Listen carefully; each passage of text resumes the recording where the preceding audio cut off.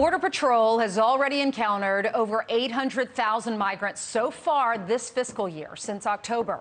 But officials are warning of a major milestone in the days ahead. I'm going to be hitting some record numbers myself. Probably in the next 2 or 3 days, we'll hit over 1 million encounters or apprehensions along the southwest border. The surge is forcing agents to release a large amount of migrants into the United States. And our next guest formerly served as the Border Patrol chief in El Paso and Tucson. His name is Victor Manjarres Jr., and he joins us now to discuss it. Good morning to you, Victor. Good morning. Good morning. How soon do you think we'll see the numbers? When will we hit 1 million? Well, we've already probably hit 1 million arrests along the southwest border, and they're waiting for the end of the month to be able to calculate those numbers. And so we expect that probably within the first 2 weeks of April, where those numbers officially come out, and it certainly will be over 1 million. Oh my gosh, what are you expecting for the entire fiscal year? What number will we see? Well, most people were talking just under 2 million, but I think it's going to be further than that. I think we're going to be hitting about 2.5, anywhere from between 2.5 and 2.7 million for the year. Because what we're forgetting is that the only tool left in the toolbox for the Border Patrol is Title 42. And that's the discussion is about ending that relatively soon. Once that happens, the floodgates will open like we've never seen before. What is your biggest concern about having such an influx move into our country? Well, when you look at just at 1 million people, I mean, if you put them in one spot, that's the same population of San Jose, California.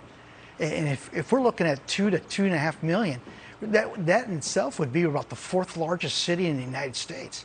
And those are the people that we've arrested, or it's been arrested. Because when you have sheer numbers of that magnitude, you have to collapse your operations. So there's areas along the southwest border that's certainly not being patrolled to the highest levels that need to be. And so, what is it we're missing? We just do not know what we're missing. That is my biggest fear, is what's out there that we never get our hands on, we never get our eyes on, and it's coming somewhere into the interior of the United States. That's the scary thought. And Joe Biden hasn't even reached his halfway point of his presidency. What can you expect throughout the next, we have what, 2.5 more years at least with him? Well, this number is going to continue. If it's the idea of perception, right? When you start looking at these numbers, when it started climbing, it was February of last year. And then we had a 3rd highest number of arrests last year in CBP. And quite honestly, that was just from February to October. It didn't include the first 5 months. And the problem is it's messaging is the biggest thing. The second one is there a lack of a consequence for illegal entry. Where they're treating everyone as a political asylee, when the fact of the matter is the vast majority are economic migrants. And it's creating a big problem along our southwest border of the United States. Victor, thank you for weighing in on this and coming on this morning. Thank you. You're welcome.